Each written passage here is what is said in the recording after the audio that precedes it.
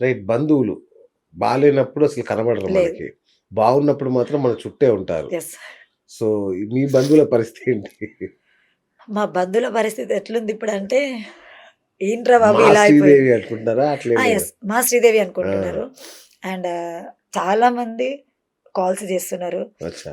చాలామంది ఇంటికొస్తామని ఫోన్‌లు చేస్తున్నారు. ఆ! అండ్ అమ్మ మేము ఇట్లా ఒక 10 మంది ఉన్నాము. నువ్వేం చేయకు. మేమే వస్తాము. ఇంటి లొకేషన్ పెట్టు.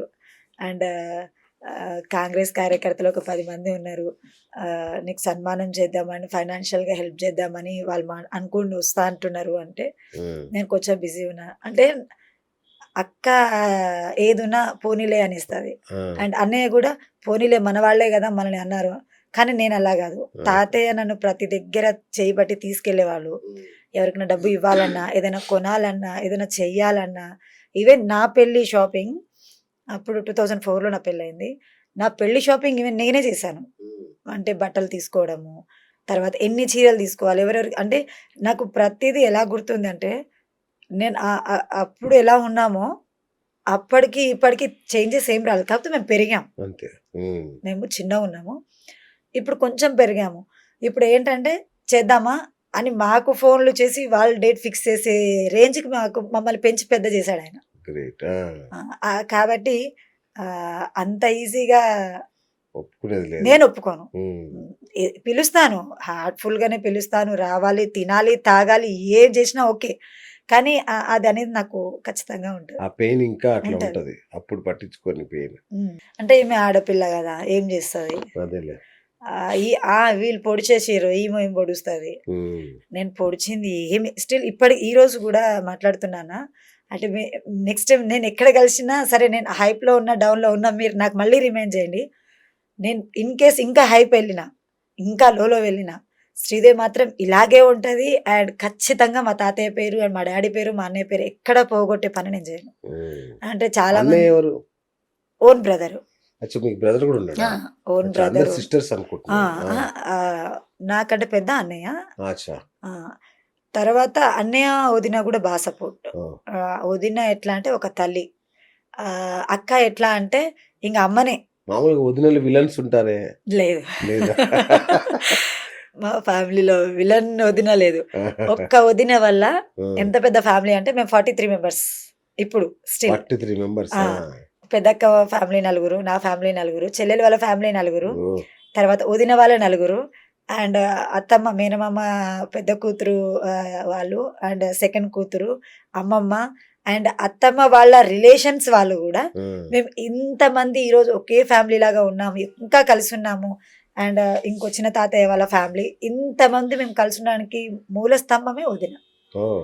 ఈరోజు తనే గనక హట్ వావ్! హుట్ అని మమ్మల్ని దగ్గర తీసుకొని ఉండుండకపోతే మేమందరం కలిసుండేవాళ్ళం కాదు.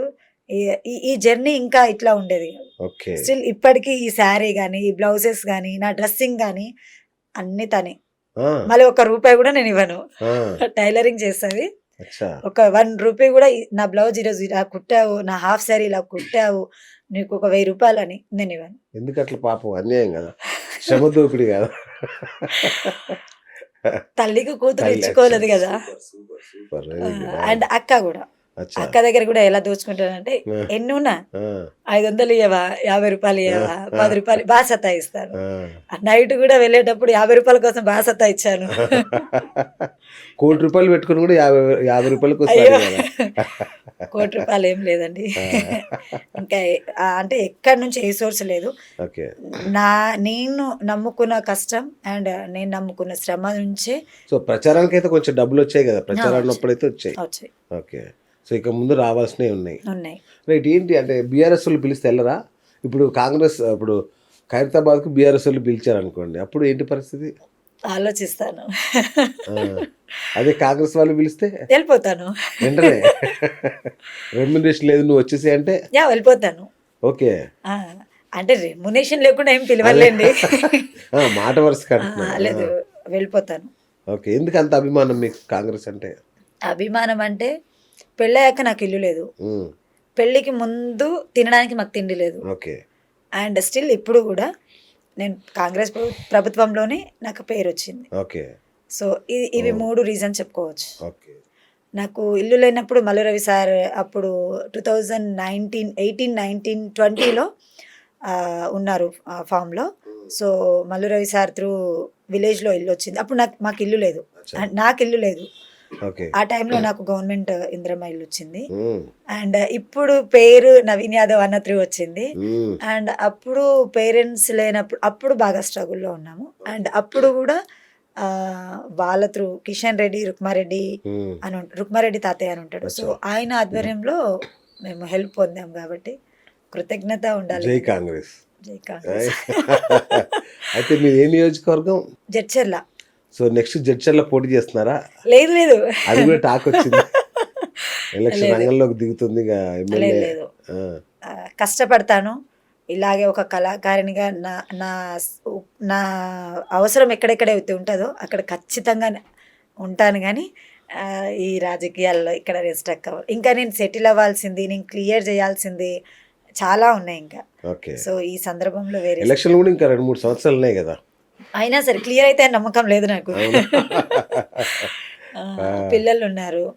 పిల్లల్ని సెటిల్ చేయాలి. అండ్ నేను సెట్ అవ్వాలి ఫస్ట్. సో, ఇవి ఉన్నాయి గాబట్టి ఇంకేమనుకోవట్లేదు. ఓకే. సో, అంటే ఈ మధ్య ఫ్లాష్ న్యూస్ వస్తుంది. ఎలక్షన్‌లోకి వెళ్తుంది, పోటీ చేస్తుందంట శ్రీదేవి అని. లేదు. హ్మ్. పోటీ అలా ఏం చేయను. ఓకే. ఎందుకంటే ఉన్నాయి ఇంకా వేరేవి. సో, అది హ్మ్. అది కంప్లీట్ అవ్వాలి ఫస్ట్. ఓకే. ఇప్పుడు బీఆర్ఎస్ గవర్నమెంట్‌లో ఉన్నప్పుడు ఈ సాంస్కృతిక సారథి అని ఉండేది కదా! మీరు ఆ! కళాకారిణి కదా! మరి అవును. దానికి అప్లై చేయలేదా మీరు? చేశాము. అప్లై చేశాము. చాలా సార్లు ధర్నాలలో అండ్ మీటింగ్స్‌లలో చాలా పాల్గొన్నాము. ఇంక విరక్తి వచ్చేసింది. అంటే చదా కోపం మీకు. ఆ! ఒక ఈవెంట్ చేస్తే మాకు ₹1000 పేమెంట్ ఇస్తారు. సో, ఆ! ₹1000లో 500, 600 ఖర్చు బట్టి మేము తిరిగినవి, చేసినవి చాలా ఉన్నాయి. అవునా? అంత చేసినంక గూడా మమ్మల్ని ఎక్కడ గుర్తింపు లేదు. అండ్ ఎక్కడ ఏది లేదు. హ్మ్. వాళ్ళకి కన్వీనియంట్‌గా ఉన్న వాళ్ళకే జాబ్స్ వచ్చాయి. And okay. సెకండ్ విడతలో రీసెంట్‌లీ కూడా జాబ్స్ వచ్చినప్పుడు ఆ! వాళ్ళకి కన్వీనియంట్‌గా ఉన్న వాళ్ళకే జాబ్స్ సరే నా విషయం పక్కన పెడితే నాకంటే సీనియర్‌లు చాలా మంది ఉన్నారు. అన్నయ్య వాళ్ళు ఓకే. ఉన్నారు. ఆ! అక్క వాళ్ళు ఉన్నారు. స్టిల్ వాళ్ళు ఈ రోజుకి ఇబ్బంది పడుతున్నారు. ఈ రోజు ఈ కళని నమ్ముకొని తిరుగుతున్నారు. అండ్ రీసెంట్‌లీ మన నవీన్ అన్న కూడా మద్దతుగా వచ్చారు. ఒక 40 అచ్చా! మెంబర్స్ వచ్చారు. అవునా? ఆ! ఓకే. మాలలో ఉన్నా గూడా ఇక్కడికొచ్చారు. అన్నయ్యకి గూడా మద్దతిచ్చారు. సో, మరి ఇప్పుడు ఒకవేళ సీఎం గారిని కలిస్తే ఏమడుగుతారు? కలిస్తే ఏంటి ఇప్పుడు కలవబోతున్నారు. యెస్. సో, ఏమడుగుతారు? కష్టాల నుంచి గట్టెక్కమని అడుగుతాను. అండ్ నేను స్పెసిఫిక్ కోరిక ఏంటో చెప్తే మేము కూడా పోస్ట్ చేస్తాం సీఎం గారికి. స్పెసిఫిక్‌గా అంటూ ఏం లేదు. కళాకారులను ఆదుకుంటే చాలు. ఆ కళాకారులో నేను ఉంటాను గాబట్టి కంపల్సరీ ఆదుకుంటారని అనుకున్నాను. ఇప్పుడు అది చాలా టైం పడుతది కదా! ఒక విల్లానో ఇట్లాంటివి ఏదో అడుగుతారుగా మామూలుగా. లేదంటే అడిగితే ఆ ఎవరైనా ఉద్యోగం. పెడతారు గదా! ఆ! అడగకుండా పెట్టేవాడే మా రేవంత్ అన్న అండ్ మా నవీన్ యాదవ్ అన్న. ఆయ్ సూపర్. ఆ! సో, ఆ! అలా ఎక్స్‌పెక్ట్ చేస్తున్నాను. అచ్చా! ఇప్పుడు ఇంతవరకు ఏం డిమాండ్‌లు ఎవరి ముందు పెట్టలే మీరు. లేదు. నవీన్ యాదవ్ గారి ముందు గాని, సీఎం గారికి, లేదు. ఆ టీమ్‌కి గాని ఎవరికీ ఏం చెప్పలా. లేదు. హ్మ్. ఓపెన్‌గా చెప్పాలంటే నేను ఇంత స్ట్రగుల్ పడుతున్న విషయం గూడా ఎవరికీ తెలీదు. ఓకే. అండ్ చాలా సంవత్సరాల నుంచి చేస్తున్న చాలామంది కార్యకర్తలతోని, చాలామంది వాళ్ళతోని మాటలు నడుస్తున్నాయి. మాట్లాడతారు, గుర్తుపడతారు గూడా అంతా ఉంది గానీ, శ్రీదేవి అంటే ఎప్పుడు నవ్వుతూ ఉంటది, డాన్స్ అవును. చేస్తూ ఉంటది. ఏదునా ఆమెకు అలసట లేకుండా ఉంటది అనేదే తెలుసు. హ్మ్. కానీ ఇవన్నీ అనేది తెలీదు. సో, ఏంటి ఇంకా మరి మీ ఫ్యూచర్ ప్లాన్ ఏంటి? ఫ్యూచర్ ప్లాన్ అంటే నేను బాగా స్ట్రగుల్ అయ్యాను. హ్మ్. సో సో, ఇప్పుడు 60,00,000 తీరాలి. అప్పు తీరాలి. ఆ! ఫస్ట్ అది అయిపోవాలి. తర్వాత మనం అనుకున్నట్టుగా పాప, బాబు సెటిల్ జేయాలి. సెటిల్ చేయాలి. పెద్దగా ఏమీ వద్దు. ఆ! విలేజ్‌లో ఒక ఇల్లుంది. ఓకే. సో, పిల్లలిద్దరు సెట్ అయితే హాయిగా ఆ విలేజ్‌కెళ్ళిపోయి నేనెక్కడైతే నా అవసరం ఉంటది అని కాలొస్తదో ఆ! అది ఎక్కడైనా ఉండనివ్వండి. ఆంధ్ర ఉండనివ్వండి, తెలంగాణ ఉండనివ్వండి, హ్మ్. ఎక్కడైనా ఉండనివ్వండి. అక్కడికెళ్తాను. నా వర్క్ నేను ఖచ్చితంగా చేస్తాను. ఎందుకంటే పిల్లలు కూడా పెద్దగా అయిపోయారు. సో, అవును. ఇప్పుడు ఇంకా నాకు ఇప్పుడు ఏ టెన్షనే రిస్ట్రిక్షన్స్ లేదు. లేవు. అవును. ఆ! ఉన్నదల్లా ఒక ఫైనాన్షియల్ ప్రాబ్లమే. సో, అదొక్కటి క్లియర్ అయిపోతే ఫ్రీ బర్డ్. హ్మ్. అమెరికా నుంచి కాల్స్ ఏం రాలే ఇంకా? వచ్చాయి. ఎన్ఆర్ఐ కాల్స్ వచ్చినాయా? వచ్చాయి. ఏమన్నారు? వచ్చాయి. రమ్మన్నారా? రమ్మన్నారు గాదని కంగ్రాట్స్ చెప్పారు. ఓకే. ఆహ్, క పిలుస్తారిగ తానా, నాట, ఆట. తానా వాళ్ళకి మేము ప్రాజెక్ట్ కూడా చేసి పంపించడం జరిగింది. అంటే ఓహ్! పెళ్ళిళ్ళల్లో అత్తని వియ్యంపులు వాళ్ళు ఎలా సతాయిస్తారు, అండ్ పెళ్లి కొడుకుని ఎలా సతాయిస్తారు అనే కాన్సెప్ట్ మేమిచ్చాం. పాటలు పాడొచ్చా మీకు? పాటలు పాడతారా? నాకు రాదు. Only acting are song dance అంతే. మా అమ్మ అంటే స్నేహలత అమ్మ త్రూ ఇచ్చాము. తానా వాళ్ళకి ఇంకో 20 డేస్ 1 మంత్ అయితే మేము మలేసియా వెళ్తాము అని అనగా ఆ అమ్మగారు కాలం చేశారు, అయ్యో! అవునా?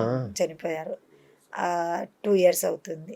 ఒకవేళ తను ఉండుంటే ఇప్పుడు తాతయ్య గురించి నేను ఎంత ప్రౌడ్‌గా చెప్పుకుంటానో అమ్మ గురించి కూడా అంతే ప్రౌడ్‌గా చెప్పుకుంటాను. ఆ! ఎందుకంటే ఆహ్, కొంతమంది నాతో పాటు ఉండడం వల్లనో, లేకపోతే నేను వాళ్ళ దగ్గర ఉండడం వల్ల కొన్ని నా డ్రెస్సింగ్స్ గానివ్వండి, కొన్ని నా హ్మ్. సేవింగ్స్ కానివ్వండి, కొన్ని నేను పడే జాగ్రత్తలు గానివ్వండి, ఓకే. వెళ్ళినప్పుడు వచ్చే ఇబ్బందులు కూడా వాళ్ళు ముందే నాకు గైడెన్స్ ఇస్తూ ఉండేవాళ్ళు. అచ్చచ్చచ్చ! ఓకే. ఇలా ఉండాలి, ఇలా చేయాలి, ఇలాగే ఉండాలి. సరే ఈరోజు కాకపోతే రేపు, రేపు పోతే ఎల్లుండి అలా. పలాస ఐడియా ఉందా మీకు? శ్రీకాకుళం. శ్రీకాకుళం. ఆ! సో, అక్కడి నుంచి గూడా పలాసలో ఒకసారి నేను మా స్నేహితులమ్మతో వెళ్ళాను. హ్మ్. వైజాగ్, పలాస అక్కడ ఉన్నామన్నమాట ఒక 3, 4 డేస్. సన్మానం చేయడానికి అక్కడికి పిలిచారు మమ్మల్ని. బా! కేవలం స్నేహలతమ్మ దగ్గర ఉంటాము అనేసి అమ్మ అండ్ నేనిద్దరము 2 డేస్ జర్నీ పట్టింది మాకు. 2-5 డేస్ అయింది మొత్తము. సో, పలాస వెళ్ళేసి అక్కడ సన్మానం చేయించుకొని రావడం జరిగింది. సూపర్బ్! సూపర్బ్! హ్మ్. సో, ఇంకా మీ తీరని కోరిక ఏమన్నా ఉందా? అంటే ఇది చేయాలి నా డ్రీమ్ అంటే సినిమాల్లో డ్రీమ్ రోల్ గాని అట్లాంటిది ఏమన్నా ఉందా? అవకాశాలు రావాలి అనుకుంటున్నాను. అది హ్మ్. వస్తే ఖచ్చితంగా చేస్తాను. అండ్ ఇంకొకటి మెయిన్, పేరెంట్స్ లేక నేను ఎంత స్ట్రగుల్ పడ్డానో నేను అవును. ఫేస్ చేశాను. అండ్ నా వంతుగా నా దగ్గర 10,000 ఉంటే 2,000 నేను సాయం చేస్తాను. అవునా? నా అది అనాథ శరణాలయం కావచ్చు, 20% 20% దాన ఖచ్చితంగా ధర్మాలకి. ఆ! దాన ధర్మాలు. ఆ! అనాథ శరణాలయం గానీ, అండ్ కొన్ని చిల్డ్రన్స్ వాళ్ళకి కానివ్వండి, అండ్ ఫుడ్ కానివ్వండి, అండ్ రీసెంట్లీ మా మా ఫ్రెండ్ సర్కిల్‌లో కొంతమంది హ్మ్. చనిపోవడం జరిగింది. సో, వాళ్ళకి గానివ్వండి, అచ్చా! ఖచ్చితంగా నేను చేస్తాను. మీరన్నట్టు నిజంగానే ఆ ₹1,00,00,000 నాకొచ్చి వస్తాయి. వస్తాయి. ఆ మీకు విల్లా వస్తే రాజకీయ నాయకుల లక్షణాలు కూడా వచ్చేసినాయి మీకు. ఆ! ఆ ₹1,00,00,000 వచ్చి ఆ విల్లా వస్తే ఆ! ఇల్లు హాయిగా నేను చూసుకొని, ఆ ₹1,00,00,000 నుంచి ఖచ్చితంగా వాళ్ళ కోసం ఏదో ఒకటి గట్టిగా చేస్తాను. ఓకే. ఆహాహా! ఇప్పటికి చేస్తున్నాను. హ్మ్. కానీ ఇప్పుడు చేసేది ఉడతా భక్తి సాయం అంటారు కదా! సో, అది అదేలెండి. ఆ! వస్తే ఏదన్నా స్ట్రాంగ్‌గా చేస్తాను. కరోనా లాంటి టైంలోనే చేశాను. ఓకే. నేను సాయం పొందాను. వాళ్ళకి సాయం చేశాను. ఆ! అండ్ ఈ టైంలో నాకేదన్నా మంచి ఆఫర్ వస్తే వస్తే ఖచ్చితంగా. సూపర్ అండి. సూపర్. తప్పకుండా వస్తది. మీ మంచి మనసుకి, ముఖ్యంగా మీ నవ్వుకి తప్పకుండా ఆఫర్స్ వస్తాయి. తప్పకుండా మీరు సక్సెస్ అయితారు లైఫ్‌లో. మళ్ళీ పెద్ద సెలబ్రిటీగా మళ్ళీ ఒక ఇంటర్వ్యూ చేద్దాం మనం మిమ్మల్ని. ఖచ్చితంగా.